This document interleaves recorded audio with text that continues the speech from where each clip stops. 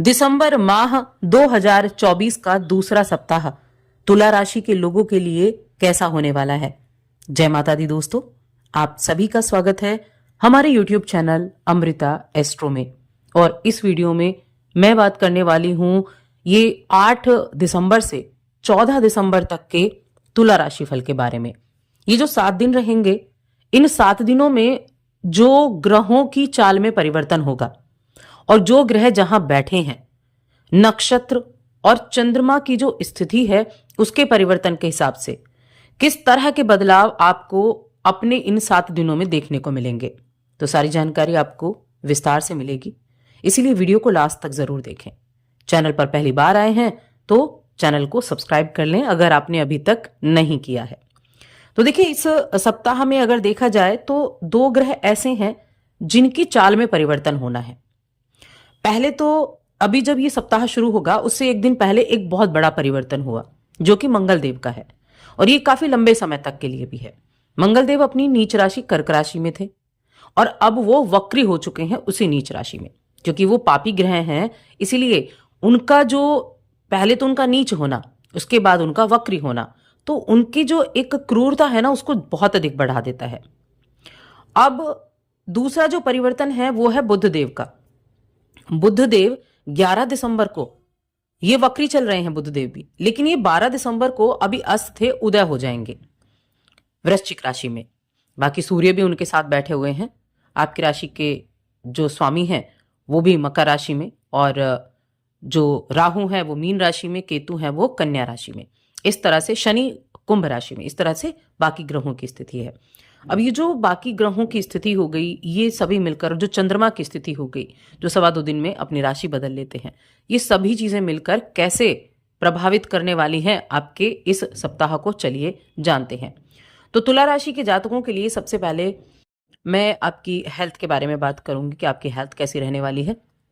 तो देखिए, यहाँ मिले जुले प्रभाव आपको अपनी हेल्थ से रिलेटेड देखने को मिलेंगे। तो अगर पहले से आपको हेल्थ संबंधी प्रॉब्लम चल रही हैं तो आपको सावधानी भी रखनी होगी।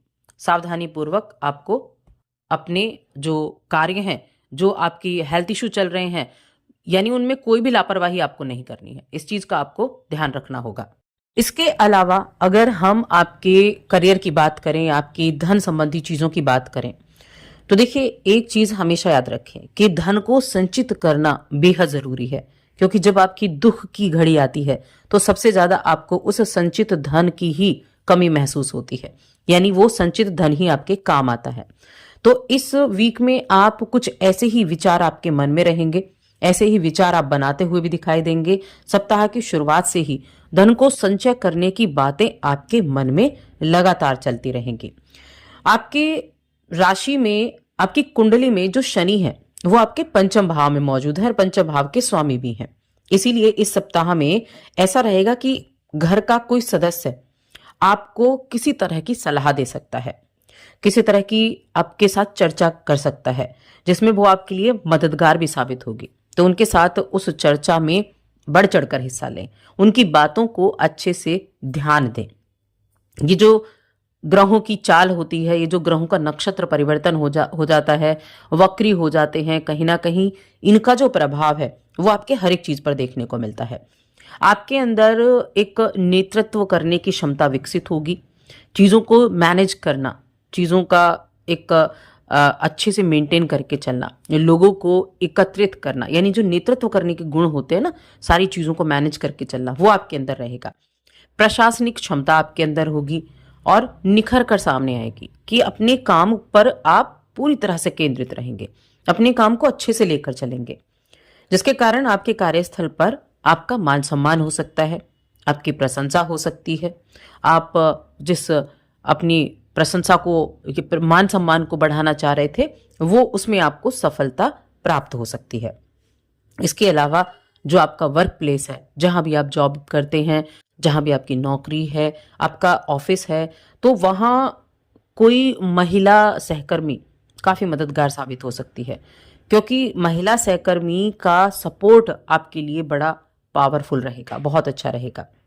कुछ नया सीखने की अगर मन में चाह है तो बिल्कुल सीखें, क्योंकि ये जो नई तकनीकें हैं उनको सीखने की मन में लालसा है तो जरूर सीखना चाहिए, अपडेट रहें। कोई भी कुछ नया है और आपके काम से जुड़ा है तो जरूर सीखें उसको, क्योंकि आगे वो तकनीकें बढ़ने वाली हैं और आप पीछे रह जाएंगे। इसलिए समय के साथ आपको उन पर ध्यान देते रहना है। और यही बात स्टूडेंट्स के लिए मैं कहूंगी, उनको अपनी पढ़ाई में नई तकनीकों को इस्तेमाल तो करना है, लेकिन आपको अपनी पढ़ाई पर फोकस भी करना है। दूसरों से आगे निकलना है तो आज से ही पढ़ाई पर फोकस करना शुरू कर दीजिए। अगर आपकी कोई प्रवेश परीक्षा होने वाली है, कहीं आपका एडमिशन होने वाला है, कहीं आप तैयारी कर रहे हैं और आपका कॉम्पिटिटिव एग्जाम है प्रवेश के लिए, तो आपके लिए ये बहुत बेहतर रहेगा कि आज से ही आप अपने हार्ड वर्क से जुड़ जाएं। अगर आप अच्छे रिजल्ट प्राप्त करना चाहते हैं, नई चीज़ों को सीखें भी, अपनाएं भी, आपकी रचनात्मक क्षमता भी बढ़ती हुई दिखाई देगी। तो इन चीज़ों की तरफ आपको ज़्यादा ध्यान देने की आवश्यकता रहेगी। यहीं हम रिश्तों की बात कर लेते हैं। तो रिश्तों के मामले में अगर देखा जाए, तो रिश्तों में देखिए वैसे तो ठीक ठाक रहेगा, प्रेम जीवन के मामले में भी ठीक ठाक दिखाई दे रहा है, और जो आपका वैवाहिक जीवन है वहाँ भी स्थितियाँ आपके लिए ठीक दिख रही हैं। इस समय आप एक चीज़ ध्यान रखें कि आपकी जो इंट्यूशन पावर है उस पर आपको विश्वास रखना होगा। आपकी इंट्यूशन पावर बड़ी अच्छी है और इसके बेस पर आप बहुत सी चीज़ों को समझ भी पाते हैं, पहले से ही अनुमान भी लगा लेते हैं, आपको सही दिशा मिल जाती है। बस मन को शांत करके अपने काम पर ध्यान देना है, मन को शांत रखना है, ये चीज़ सबसे पहले ज़रूरी होती है। अब मंगल देव क्या है, मंगल देव वक्री हुए हैं और तुला राशि के जातकों के अगर देखें, देखिए मंगल कहाँ बैठे हैं, मंगल बैठे हैं कर्क राशि में, आपके 10th हाउस में। अब वो वक्री हुए हैं तो आपकी मेहनत थोड़ी बढ़ सकती है, हार्ड वर्क करना पड़ सकता है आपको उनके वक्री होने की वजह से, क्योंकि वो वैसे भी नीच थे। तो हार्ड वर्क करना पड़ेगा, आपके काम का जो प्रॉफिट है आपका, जो वो कोई और ना लेकर चला जाए, इसका भी ध्यान रखना है। थोड़ा काम पर गुस्सा आ सकता है तो उसका भी आपको ध्यान रखना है। और आपके दूसरे घर में बुध वक्री हैं, वो अस्त थे लेकिन उदय हो जाएंगे वो इसी 11 तारीख को, वो भी वक्री अवस्था में बैठे हुए हैं। तो थोड़ा सा बस अपने काम को लेकर अपडेट रहें, ध्यान से रखेंगे तो चीज़ें कहीं ना कहीं अच्छी बनी रहेंगी। अब हम बात करते हैं आपकी जो आपके जो शिक्षा या हम कानूनी विवाद की बात करें, कर्जे वगैरह की बात करें, तो जो आपके छठे भाव से जुड़ी हुई चीज़ें हैं, इस सप्ताह में कर्जा वगैरह आपको नहीं लेना है, क्योंकि मंगल वक्री चल रहे हैं। अगर आप किसी प्रॉपर्टी वगैरह को खरीदने में मोटा कर्जा लेते हैं तो वो चुका पाने में संभव होगा, और मंगलवार के दिन तो बिल्कुल भी नहीं। मंगलवार के दिन तो कोई कर्जा आप देना, वरना वो वापस नहीं मिलेगा। तो इन चीज़ों का आपको थोड़े से अच्छे से ध्यान रखना है।